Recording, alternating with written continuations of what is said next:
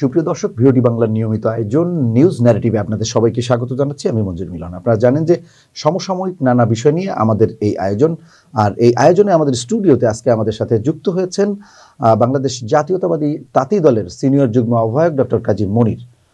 Doctor কাজী মনির ভাই, আপনাকে VOD বাংলার স্টুডিওতে প্রথমবারের মতো স্বাগত জানাচ্ছি। জি, আপনাকেও ধন্যবাদ এবং আপনার মাধ্যমে যারা দেখছেন তাদেরকেও আমি শুভেচ্ছা এবং অভিনন্দন জানাচ্ছি আপনাদের এই ভিওডি আমাকে আমন্ত্রণ জানানোর জন্য। মনির ভাই, আমরা আলোচনায় চলে যেতে চাই। আমরা শুরুতেই যেটি বলতে চাচ্ছি, যে জানতে চাচ্ছি আসলে আগে রাজনীতিতে আওয়ামী লীগ বিএনপি দুটি ধারা ছিল, দুটি একটা পক্ষ বিপক্ষ ছিল, বাকবিতণ্ডা, রাজনৈতিক মাঠে এক ধরনের তর্ক বিতর্ক হতো, রাজনৈতিক কারণে অনেক সময় প্রতিহিংসারও শিকার হয়েছেন অনেক রাজনীতিবিদ, আমরা দেখেছি বিগত 16 বছরে। কিন্তু 5 আগস্টের পরে আমরা দেখলাম জামাত বিএনপি, যারা একসময় রাজপথের একজন আরেকজনের মানে কি বলবো সহযোদ্ধা ছিলেন, কিংবা তারা এখন একে অপরের প্রতিপক্ষ, এবং এই যে কাদা ছোড়াছড়ি রাজনৈতিক ভাই ছিলাম আমরা, একসময় খুবই মানে একসাথে রাজপথে ছিলেন, যেটি বলবো যে এটাকে বলে রাজনীতির ভাষায় একটা কথা আছে যে একমনা আর কি, একমনা। তখন আওয়ামী লীগের বিপক্ষে, গণতন্ত্র ফেরানোর পক্ষে সবাই ছিলেন।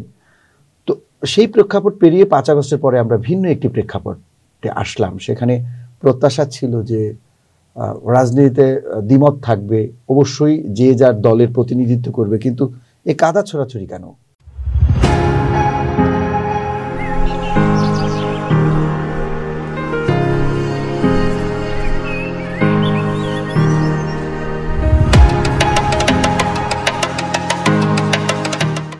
ধন্যবাদ আপনাকে। আমি স্পষ্টভাবে বলতে চাচ্ছি যে আপনারা যেটা বলেছেন আমরাও সেটা বিশ্বাস করতাম। আমি বাগেরহাট 4 আসনে 91 সালে আমাদের নেত্রী বেগম খালেদা জিয়া বললেন যে নৌকা ঠেকাও। তখন আমাদের বীর মুক্তিযোদ্ধা সাব সেক্টর কমান্ডার, বিএনপির কেন্দ্রীয় নির্বাহী কমিটির সদস্য শামসুল আলম তালুকদার নমিনেশন পেলেন। আমরা সকলে তাকে বসাবার চেষ্টা করলাম, বসিয়ে দিয়ে আমরা এই জামাতের একজন প্রার্থীকে নির্বাচিত করলাম, কাজ করলাম। আপনারা জানেন পরবর্তীতে 96 সালে তারা আলাদা নির্বাচন করেছিলেন জুনে। সেখানে আমরা ওনাদের চেয়ে 3 গুণ ভোট বেশি পেয়েছি। অর্থাৎ কত বড় স্যাক্রিফাইস বিএনপি করেছে শুধুমাত্র নৌকাকে ঠেকাবার জন্য। সেখানে আমরা আমাদেরকে পথ থেকে আমরা সরে গিয়েছি, সে প্রার্থী থেকে সরে গিয়েছি। কিন্তু আমরা মনে করেছিলাম তাদের সাথে আসলে আমাদের একটা আত্মার সম্পর্ক। এখন সদ্য আপনি দেখেছেন যে সকলে সামাজিক মাধ্যমে লিখতেছে যে পূজা না আসলে বোঝা যেত না যে ইমানের চাইতে ভোটের বা ক্ষমতার মূল্য বেশি। এটা কাদের ইঙ্গিত করেছে আপনারা জানেন। আজকে আমরা দেখি যে বারবার বলে যে বিএনপি ভারতের সাথে সুসম্পর্ক রাখতেছে, ভারত বিরোধী কোনো কথা বলতেছে না। এই বাংলাদেশে একমাত্র বিএনপি হচ্ছে যে সবসময় ভারতের কাছ থেকে ন্যায্য হিস্সা আনতে চায়। এই জন্য আমাদের শহীদ প্রেসিডেন্ট জিয়াউর রহমান সার্ক গঠন করেছিলেন, এবং বেগম খালেদা জিয়া সবসময় বলতেন যে দাসত্ব না, গোলামি চুক্তি না, নতজানু পররাষ্ট্রনীতি না, বন্ধুত্ব হবে সমানে সমান। এবং আমাদের বিএনপির বর্তমান ভারপ্রাপ্ত চেয়ারম্যান মহোদয় তারেক রহমানের মন থেকে এসেছে দিল্লি নয়, পিন্ডি নয়, নয় অন্য কোনো দেশ, সবার আগে বাংলাদেশ। এই কথাটা কিন্তু এমনি এমনি আসে না এবং কোনোভাবে নাটকও করা যায় না। সেই কথা যারা বলে তাদেরকে নিয়ে কারাই কথা বলে, যারা ওই 2024 সালে 5ই আগস্টের পরে 8ই আগস্ট বলে যে আমরা ভারত নাকশ হয় এরকম কাজ করতে চাই না, ভারতকে আমরা খুশি রেখে সমঝোতা করে ভারতের সাথে সুসম্পর্ক চাই, তারা প্রতিবেশী, তাদের সাথে আমরা তো কখনো খারাপ আচরণ করতে চাই না। এই কারণেই আজকে আপনি দেখেছেন যে বিশ্ববরেণ্য ব্যক্তি ডক্টর মোহাম্মদ ইউনূস, নোবেল বিজয়ী, তাকে ভারতে অসুর বানিয়ে তার দেবদেবীর পায়ের নিচে রেখেছে। এত বড় সাহস কেন হয়? যখন ওই অমিত শাহ ওই ঘটনা শুনে যখন বলছে সমঝোতা, তাদের সাথে সম্পর্ক রেখে রাজনীতি করবে, নাকশ করবে না, তখন কিন্তু অমিত শাহ বলেছিল যে আমরাও আপনাদের সাথে বসতে চাই। 2 দেশের পত্রপত্রিকা আপনাদের মিডিয়া এসেছিল। এখানেই মনে হয়েছে যে তারা আরেকটা নতুন গোলাম পেয়েছে, এটা আমার কাছে মনে হয়েছে। এই জন্যই আজকে ডক্টর মোহাম্মদ ইউনূসকে ওখানে অসুর বানাচ্ছে। এটা আমাদের কাছে দুঃখজনক। আপনি যেটা বলেছেন এটা কাদা ছোড়াছড়ি নেই, তাদের মধ্যে প্রকৃত একটা রূপ চলে এসেছে। আজকে আমি যদি স্পষ্টভাবে বলি, আপনি দেখেন আমি 17 বছর আন্দোলন করেছি, 3বার আয়না ঘরে গিয়েছি, যেটা আপনার ডিজিএফআই নিয়েছে। আমার পায়ে গুলি দিয়ে পা ভেঙেছি, ম্যাডামরা যেদিন বালুর ট্রাক দিয়ে আটকেছে। এবং আমি আন্দোলন সংগ্রামে ছিলাম, রিমান্ডে গিয়েছি। আমার সন্তানকে বাঁচার জন্য নিয়ে এই জুলাই আন্দোলনে গেছি। ছোট সন্তান, কলেজে পড়ে, তখন কলেজে ভর্তি হয়নি। এখন কেন গেছি? আমরা আসলে একটা জাহান্নাম, একটা মনে করেন জুলুম জালিম থেকে রক্ষা পেতে চেয়েছিলাম। সেখানেও কিন্তু আপনি হয়তো বা দেখেননি, কৌশলগতভাবে 15 সালের পরে এই জামাত যাদেরকে বলছেন, তারা ভাইরা কিন্তু হারিয়ে গিয়েছিলেন, তারা কিন্তু আর নেই। পরবর্তীতে এখন আমরা দেখতেছি এই বাংলাদেশে কে জামাত, কে আওয়ামী লীগ, কে ছাত্রলীগ, কে ছাত্র শিবির বোঝা মুশকিল। কখনো আগে দেখেছি ছাত্রলীগ, আজকে দেখি আবার ছাত্র শিবির। আগে দেখেছি আওয়ামী লীগ, এখন দেখি জামাত। এই যে বিষয়টা, এটাকেও কিন্তু ইসলামের কথা বলে, কোরআনের কথা বলে যারা এই কাজটা বলে যে মরলে শহীদ বাঁচলে গাজী, আসলে প্রকৃতপক্ষে সেই ঘটনা ঘটেনি। এর আগে অবশ্যই তাদের ফাঁসি হয়েছে, অনেকের তাদেরকে পাখির মতো গুলি দিয়ে মেরেছে। কিন্তু আমার কাছে মনে হচ্ছে যে এরা যে তরল পদার্থের মতো যে পাত্রে সুবিধা পাবে সেই পাত্রের রূপ ধারণ করে। না, জামাতের আমির তো 5 আগস্ট পরবর্তী সময়ে সরাসরি বলে দিয়েছেন যে আমরা আওয়ামী লীগকে সাধারণ ক্ষমা করে দিয়েছি। জি, এটাও একটা দেখেন যে কি বিষয়। উনরা বলে যে বিএনপি আওয়ামী লীগের বিচার চায় না, অথচ সর্বপ্রথম বিএনপির আমাদের সালাউদ্দিন সাহেব লিখিত আবেদন দিয়েছিলেন যে আমরা এই গণহত্যার জন্য আওয়ামী লীগের বিচার চাই। এটা দলের কি বিচার হয়? কি দল নিষিদ্ধ হয়? কিন্তু আমরা আবার বলেছি আমরা গণতান্ত্রিক দল, যদি রাষ্ট্র চায়, অন্যান্য দল চায়, জনগণ চায়, আদালত চায়, তাহলে নিষিদ্ধ হবে। কিন্তু উনি কিন্তু নিজেই ক্ষমা করেছে। এবং শুধু তাই না, বিদেশে গিয়ে আওয়ামী লীগের ফোরামে যে বক্তব্য দিয়েছে সেখানে বলছে যে ফ্যাসিস্ট, স্বৈরাচার। এগুলো আমার কাছে খারাপ লাগে, এগুলো আমি বলতে চাই না। এবং আরও আমি এই বাগেরহাটে গিয়েছিলাম, মোরেলগঞ্জ শরণখোলায়, বিভিন্ন রাজনৈতিক কাজেও, পূজা মণ্ডপেও এবং অন্য অন্য জায়গায় ঘুরেছি। আমাদের একটা ইউনিয়ন আছে, তেলিগেতি ইউনিয়ন, সেই ইউনিয়নে আমি একটা দাওয়াত খেতে গিয়েছি। তা আমি চিন্তা করলাম যে জামাত নাকি অনেক আওয়ামী লীগকে নিয়ে নিচ্ছে গোপনে গোপনে। তা আমি একটু দেখি ঘুরে যে কি বিষয়টা। আমি ওদের বললাম তোমরা বলবা না যে আমি বিএনপির নেতা, আমি তোমাদের বাসায় বেড়াইতে আসছি ঢাকা থেকে, এটা বলবা। তা বলছে পুরুষ তো না, আমি বললাম এটা সুবিধা, মহিলা। তা আমি 4টে বাসায় গেছি, 4 জন মহিলা। আমি যে সালাম দিয়ে কথা বলছি, কেমন আছেন, আমি ঢাকা থেকে আসছিলাম একটা জরিপ করব, আপনাদের এখানে কি অবস্থা, আপনারা কাকে ভোট দিবেন। তা বলছে যে আমরা তো সবাই আগে আওয়ামী লীগ ছিলাম, এখন আমাদের আওয়ামী লীগের আমাদের যারা পুরুষরা আছে এরা বলতেছে যে জামাতকে ভোট দিলে নাকি নিরাপদ, জামাত এটা ওয়াদা দিচ্ছে আমাদের দেখে শুনে রাখবে। হ্যালো, তাই? তারপরে আমি আস্তে আস্তে পরিচয় দিয়ে আবার বললাম যে জামাতকে কেন দিবেন, এই যে এই কাজ করতেছে, তারা অনেক মিথ্যাচার করতেছে, অনেক যেটা নিয়মে নাই সেটা করতে চাচ্ছে। এরকম 4টে বাসায় আমাকে একই কথা বললো। পরবর্তীতে আমি আবার তাদেরকে এটা বুঝাবার পরে তারা বললো যে আমরা আসলে ধানের শেষে ভোট দিতে চাই।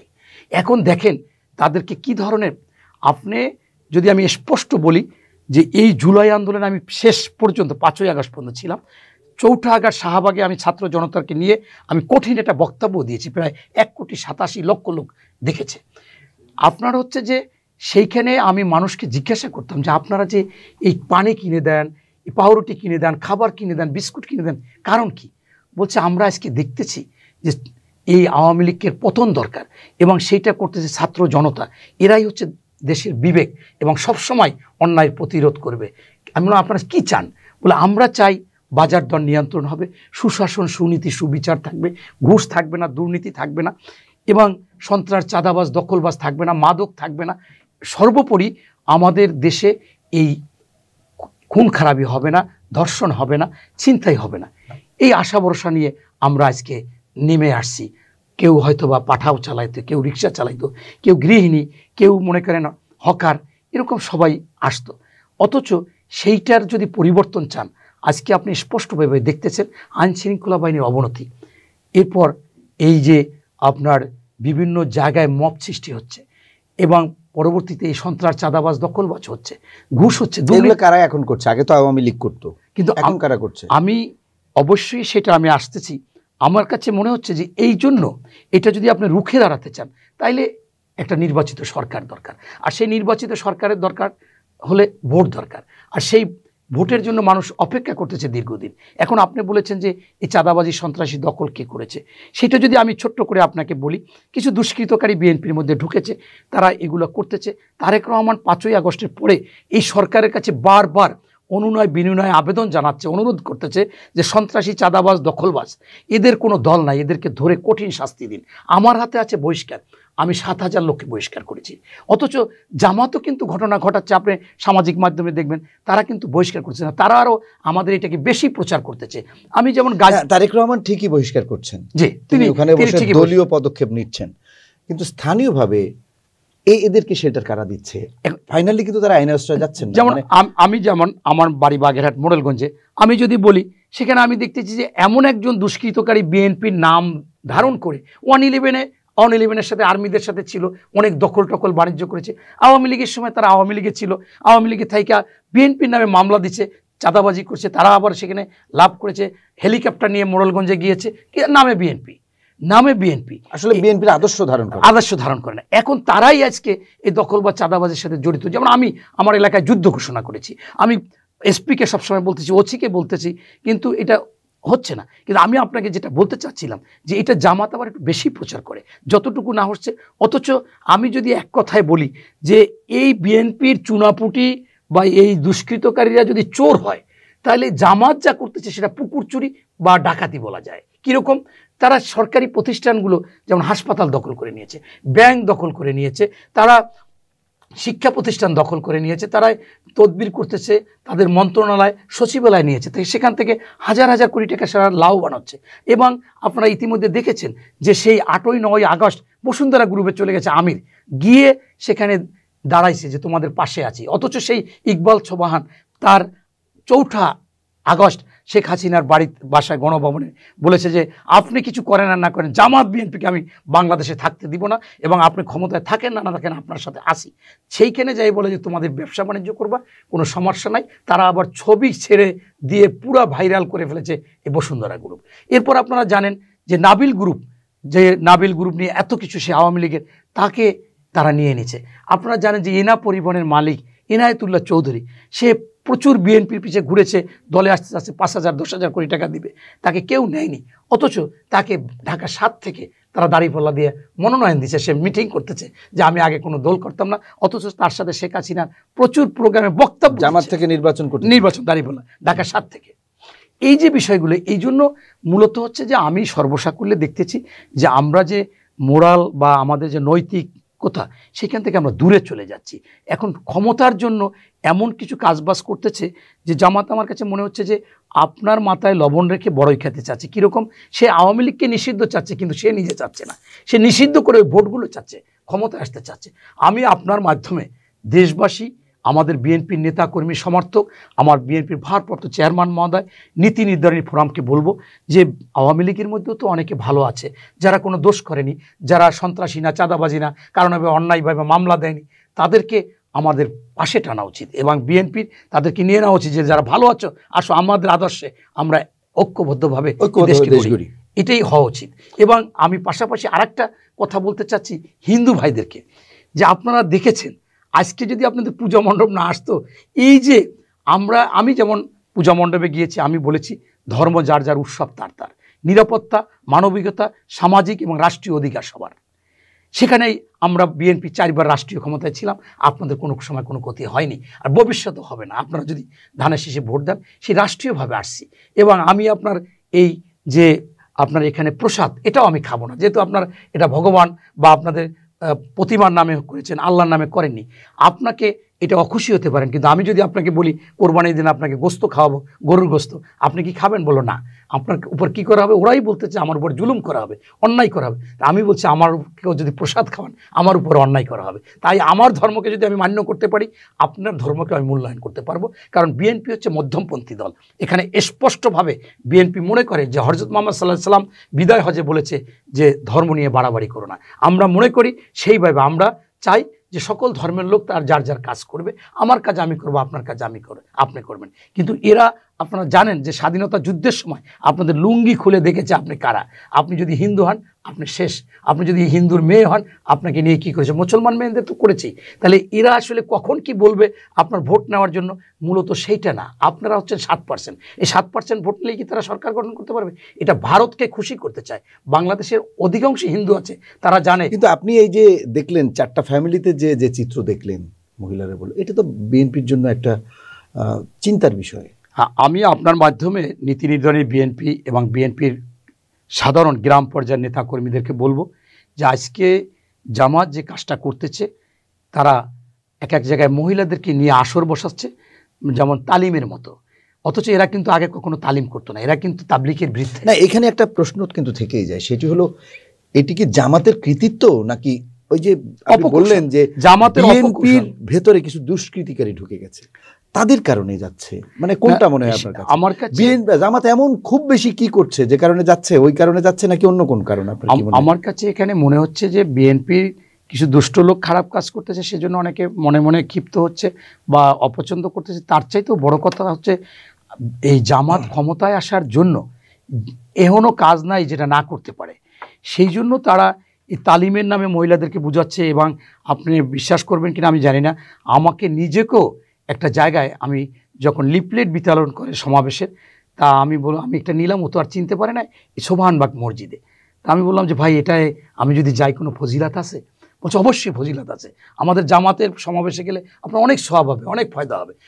আমি অ্যারাবিক লাইনে বা ওই ইসলামিক কথা মতো বললাম ফজিলাত।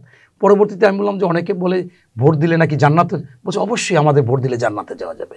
তো এইটা আমার মতো একজন লোক, পরে আমি ওনার থেকে ধরার পরে আশেপাশে সবাই চিনে ফেলাইছে, আমার কয় মনির ভাই রাখেন, এটা বাদ দেন। বলছে এই যে জান্নাতের কথা বলা, এটা হচ্ছে স্পষ্টভাবে এই জান্নাতে কাউকে নেওয়ার মালিক হচ্ছে আল্লাহ। সেইখানে যদি বলা হয় তাহলে আল্লাহর সাথে শিরক করা হয়, তো ওই লোকটা সে জাহান্নামী হয়ে যাবে, যেহেতু সে এটাকে শিরক করেছে। ওনার কথা যে শুনবে সেও জাহান্নামী হবে। আপনি জানেন যে বাংলাদেশে একজন বুজুর্গ লোক, তিনি হচ্ছেন আপনার মহিবুল্লাহ বাবুনগরী। তিনি স্পষ্টভাবে বলেছে, যারা কোরআনের ভুল ব্যাখ্যা দিয়ে ভোট চাবে, যারা আল্লাহর সাথে কেউ শিরক করবে, জান্নাতের কথা বলবে, তারা অবশ্যই জাহান্নামী হবে, তাদের কথা শুনলেও জাহান্নামী হবে। কিন্তু এইগুলোকে তোয়াক্কা না করে তারা যেখানে যে দেবতা যাতে তুষ্ট হয় এই কথাগুলো বলে আপনার ক্ষমতায় যাওয়ার জন্য ভোট ব্যবসা। তবে আমি আবার আপনার মূল কথাটায় চলে আসি, আপনার ওনাদের সাথে আমাদের কোনো দ্বন্দ্ব নাই।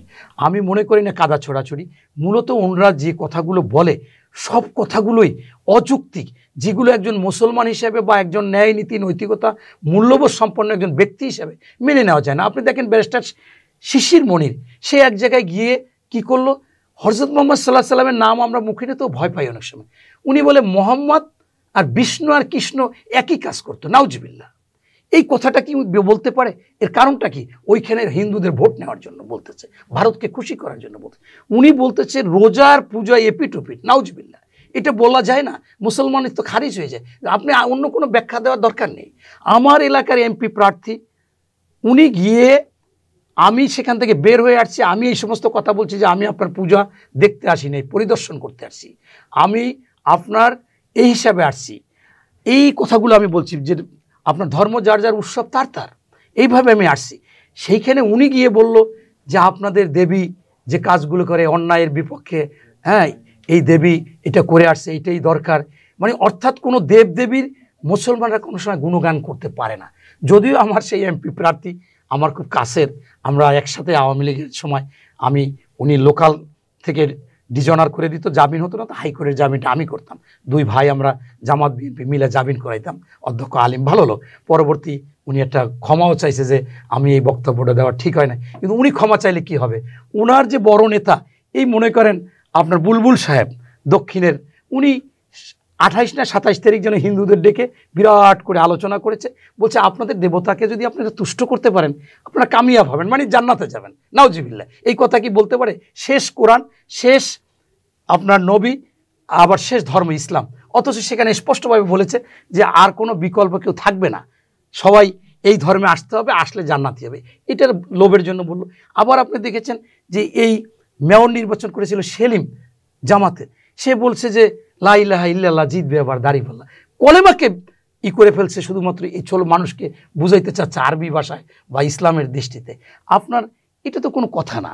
আপনার যে কোনো আপনার এই যে নায়েবে আমির আবদুল্লাহ তাহের সাহেব, সে আমেরিকা যাই বলতেছে যে আমরা যুদ্ধ করেছি 71 সালে, স্বাধীন করেছি দেশ।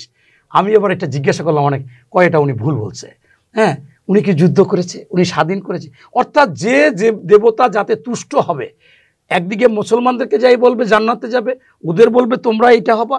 এই যে বিষয়গুলো আপনি যাই দেখেন যে প্রসাদ চেয়ে চেয়ে খাইছে, সেখানে গীতা পাঠ করতেছে, যে ভুট হয়ে পড়তেছে, এ কি সর্বসাকুল্যে আমি এইটা আমাদের আর যাই হোক বিএনপির জন্য তো অশনি সংকেত। না, আমি অশনি সংকেত মনে করি না। আপনাকে সারা বাংলাদেশের জনগণকে এবং আমাদের বিএনপি নেতাকর্মীদেরকে বলতে চাই যে মানুষ খুব সচেতন। এই পূজা আর রোজা, হযরত মুহাম্মদ সাল্লাল্লাহু আলাইহি সাল্লামের নাম পুরা না বলে মোহাম্মদ বলে তার সাথে কৃষ্ণকে তুলনা করা, এটা হিন্দুরাও মানে না। তারা বুঝেছে যে এরা ভণ্ড প্রতারক, আবার মুসলমানরাও বুঝেছে এই জিনিসগুলোকে বেশি সময় টিকবে না। আমার মনে হচ্ছে যে তারাই তাদের ভুল করতেছে। এবং সামগ্রিকভাবে আমি আপনার মাধ্যমে জামাত ভাইদেরকে বলবো, ভাই আমরা তো বুকে বুক মিলিয়ে কাজ করেছিলাম, আন্দোলন সংগ্রাম করেছিলাম, যদিও তোমরা 15 সালের পরে কারো কারো লুঙ্গির তলে ঢুকেছো শুনতেছি, সেটা বিষয় না।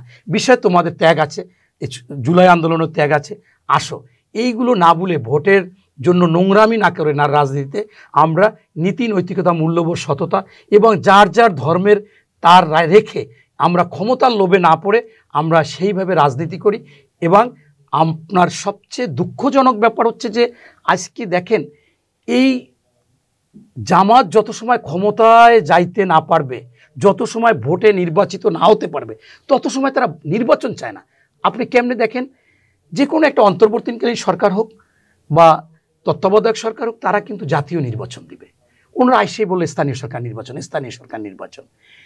এরপর আবার বললো সংস্কার। আপনারা জানেন যে এই জামাত বিএনপির সাথে থেকে আপনার 27টা সংস্কার করেছে, যে এই সংস্কার হলে বাংলাদেশে আর কিছু লাগে না। তার সাথে আরও 4টা সংস্কার যোগ হয়েছে, আরও আনলে 3টা হোক। এখন বলে যে সংস্কার মানে দীর্ঘদিন লাগবে। আবার এই সরকারে এসেও কিন্তু ওনাদের কাছ থেকে সংস্কার নিয়েছেন, যে কি কি সংস্কার চায় 15 দিনে নিয়েছে সকল দলের কাছে। আবার সংস্কার কমিশন করেছে, তারা তাদের রিপোর্ট দিয়েছে, সর্বসাকুল্যে 3-4 মাসে হয়ে যায়। এটাও কিন্তু বাহানা ছিল। এরপর দেখেন বিচার বিভাগে, আন্তর্জাতিক বিচার বিভাগে যারা বসে আছে তারা কিন্তু সব জামাতের, যারা প্রসিকিউটর তাজুল সাহেব বলেন, আমাদের বাগেরহাটেরও তামিম আছে, এরকম অনেকেই আছে, আবু বকর সিদ্দিক সাহেবের ছেলে। অথচ তারা বলে যে বিচার ভাই তোমরা তো বসে আছো, তোমরা করো, এখানে তোমরা কেন এটাকে। এরপর নিয়ে আসলো পিআর। আপনি জানেন যে বাংলাদেশের গ্র্যান্ড মুফতি আপনার এনায়েতুল্লাহ আব্বাসী সাহেব, সে বলেছে যে আমি যে কোনো লোক আমার সাথে বসুক, এই পিআর পদ্ধতি শরিয়াতে জায়েজ নাই। এছাড়া আরও টকশোতে এসে 10-12 জন মুফতি বলেছেন। এখন শরিয়াতে নাই, সেইটাই তারা চায়। এর মানে কি? আপনারা জানেন যে জার্মানিতে পিআর আছে, সেই পিআর পদ্ধতিটা জার্মানির জন্য খুব, ওখানে সকলেই যোগ্য, সেখান থেকে যে কোনো লোক আসতে পারে।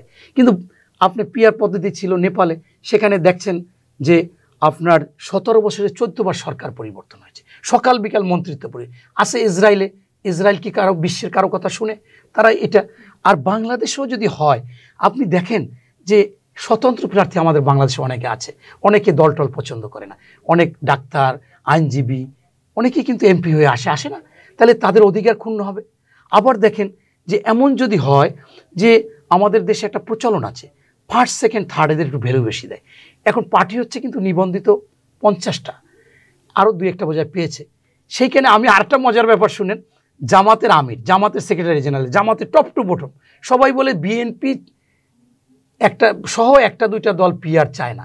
ওনারা কি গণনা করতে জানে না? প্রজ্ঞাপন জারি করছে গত মাসের 16 তারিখ নির্বাচন কমিশন, 50টা দল নিবন্ধিত আওয়ামী লীগ ছাড়া মার্কা পেয়েছে। তাহলে 50টা দল থেকে ওনাদের সাথে গেছে মাত্র 60টা দল। আর 43টা দল বড় না 60টা দল বড়? আবার তার মধ্যে আবার আপনার খিলাফত আন্দোলন গেছে, বাংলাদেশ খিলাফত, তারা কিন্তু নির্বাচন করছে 2024 সালের 7ই জানুয়ারি। তা আমি বলতে চাচ্ছি যে সেইখানে এই যারা দাঁড়াবে স্বতন্ত্র, তারা পারতেছে না। এখন এই 50টা দলের লাস্ট একজন তো হবে, তা সারা বাংলাদেশে ওই লোকটা লাস্ট হলো। আমাদের দেশে বলে কেডি। এখন কেডি বলে কেন? যে আমি একে নিয়ে মানতে চাই না। এখন সেই লোকটারা 1% যদি ভোট পায়, তা সারা বাংলাদেশে 3 জন লোক পাবে তারা। তো 3 জন যদি এমপি পায়, ওই সারা বাংলাদেশে তো তারা কম পাইছে, শেষ। এখন একটা লোক কি মেনে নিতে পারবে যে উনি তো ভোট এখানে শেষ ভোট লাস্ট হয়েছে সে, এবং এরা যোগ্যও হবে না, এবং হয়তোবা এই সমস্ত দল অনেক টাকায় বিক্রিও করবে। তাই আমি স্পষ্টভাবে জামাতকে বলতে চাই, ভাই এই পিয়ার না, সব কিছু না, জনগণের আশা আকাঙ্ক্ষা দীর্ঘ 16-17 বছর ভোট দিতে পারে না, সেই ভোট দিতে চায়।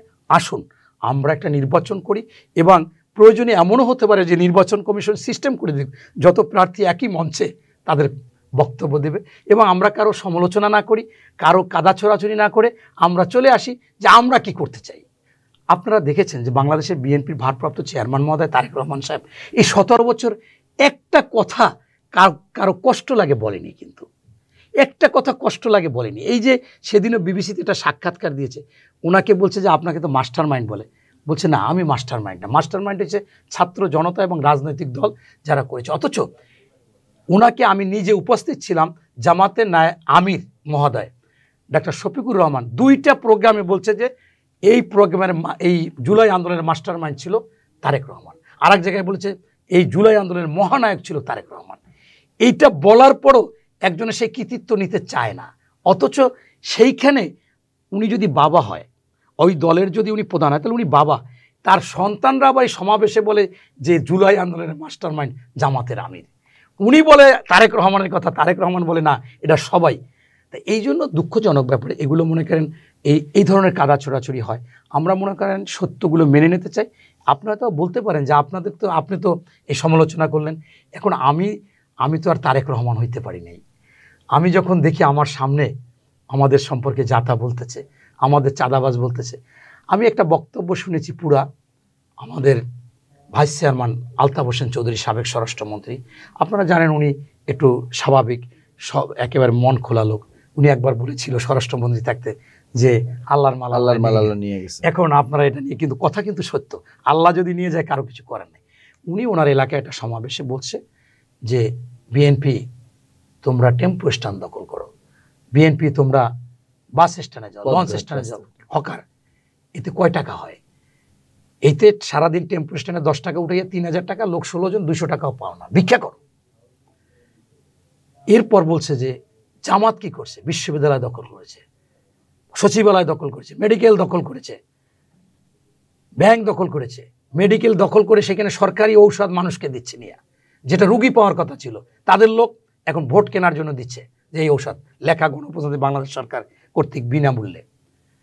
এখন জামাত করলো কি, এই পরেরগুলো দিল না, আগের টাকাইটা দিয়ে দিয়েছে যে তাদের ভাইস চেয়ারম্যানকে ধন্যবাদ, যে অথচ যে অন্যরা যে ডাকাতি করতেছে এটা কিন্তু দেয়নি।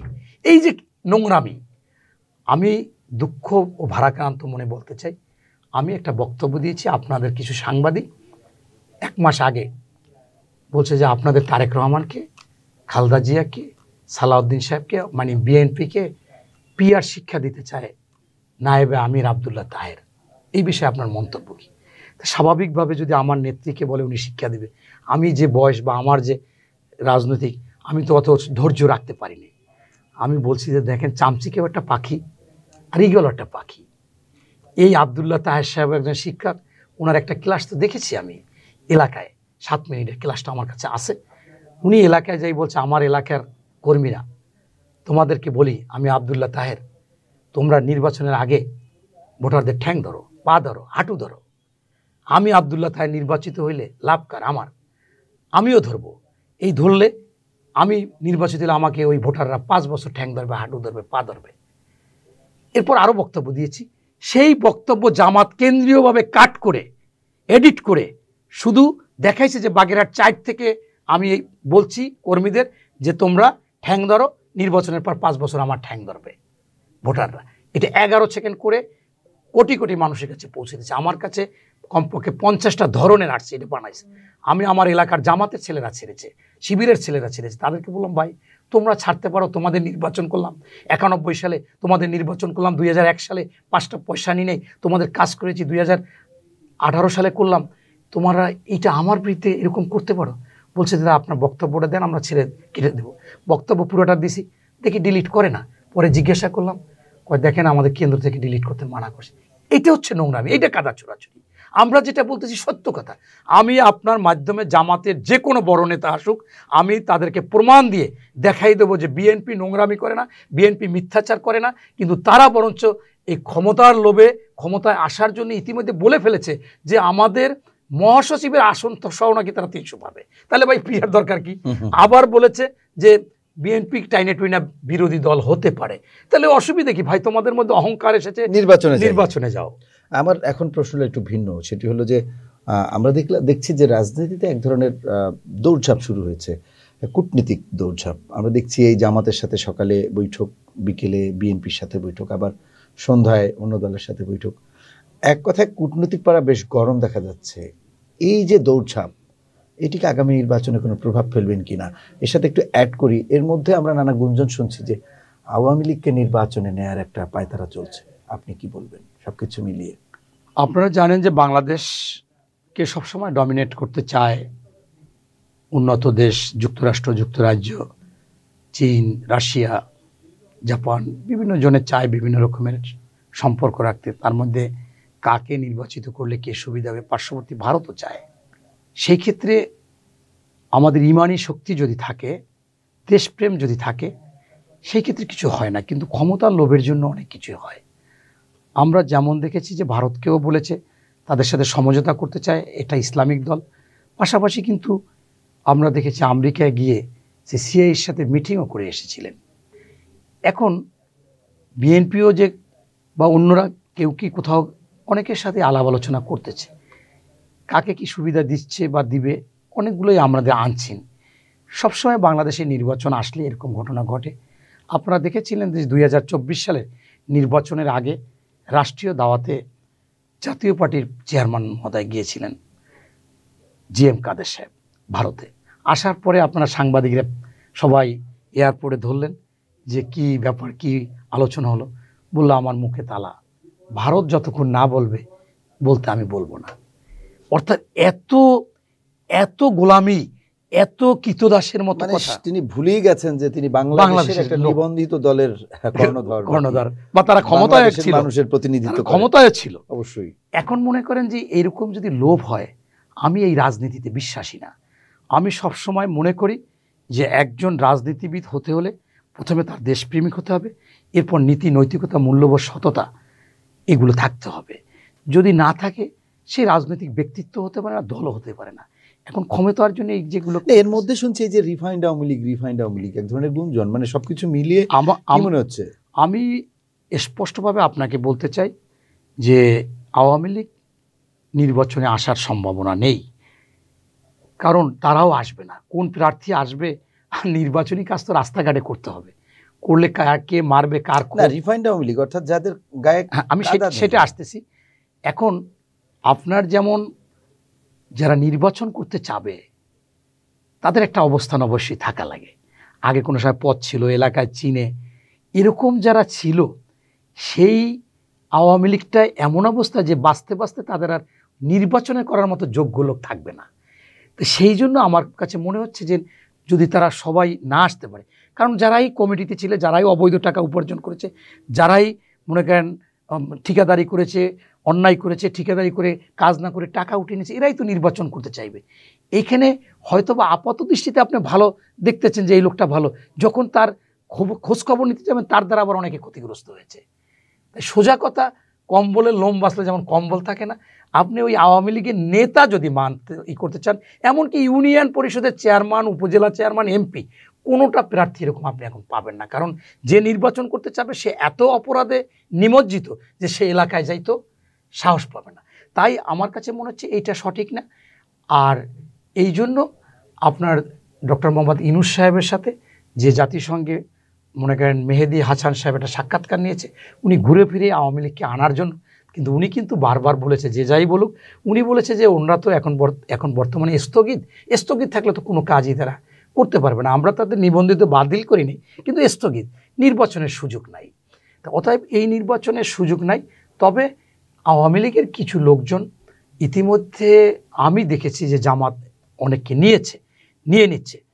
বিএনপি হয়তো বা গোপনীয়ভাবে এলাকা ভিত্তিক কিছু লোক, দু একজনকে টানতেছে। তা সেই জন্য সেই সাধারণ যারা আছে, আমি মনে করি তারা উচিত হবে যে আওয়ামী লীগের প্রত্যেকটা সমর্থক যারা আওয়ামী লীগকে ভালোবাসে, তারা ইতিমধ্যে বুঝে গেছে যে বাংলাদেশে আওয়ামী লীগ সঠিক কাজ করেনি। আপনি কি মনে করেন জুলাই আন্দোলনে আওয়ামী লীগের নেতাদের বাচ্চারা নামেনি, তার বউ বাচ্চা নামেনি, অনেক আওয়ামী লীগের নেতাকে আমি দেখেছি, কারণ তারা বিবেকের কাছে একেবারে মানে দায়বদ্ধ হয়ে গেছিল যে এটা কি হতে পারে। আপনি চিন্তা করেন, আমি এই চুলের আর একটা নাম এটা জীবনে বলিনি। আমাকে গুম করেছে 3 বার, আমাকে রিমান্ডে নিয়েছে, আমাকে গুলি করেছে। আমি এই চুলের আর একটা নাম কখনো আমি বলি না, যে মানুষ যে বলে মুখে, আমি এটা বলি না। তো সেইখানে এই কাজগুলো যখন করেছে অনেক আওয়ামী লীগের, আমার এক বন্ধু কট্টরপন্থী আওয়ামী লীগ, সে শেষ পর্যন্ত বলছে সে শাহজাহান সাজু, কুয়াকাটা তার 2টা হোটেল আছে, আমার কাছ থেকে 2টা ফ্ল্যাট কিনেছে। আমি দেখলাম যে সে মোটামুটি 18 সালের পরে যখনই দিনের ভোট রাখতে হয়েছে বলছে আমি এই আওয়ামী লীগকে চাই না, আমি এই আওয়ামী লীগকে চাই না, এবং ঘোর বিরোধী বক্তব্য দিয়েছে।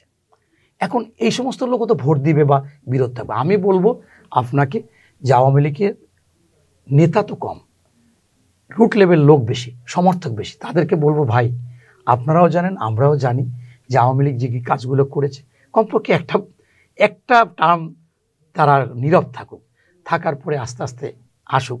এই মুহূর্তে আপনারা এমন একটা দলকে আনেন যে দলটা গণতান্ত্রিক। বিএনপি হচ্ছে গণতান্ত্রিক দল। আপনি জানেন যে মাদার অফ ডেমোক্রেসি, মধ্যপন্থী উদার গণতন্ত্র বিশ্বাস করে, এবং জিয়াউর রহমানও বহুদলীয় গণতন্ত্র দিয়ে শেখ হাসিনাকে নিয়ে আসছিল। অতএব একবারও বিএনপি বলে না যে এই গণতান্ত্রিকভাবে কাউকে নিষিদ্ধ বা এটা।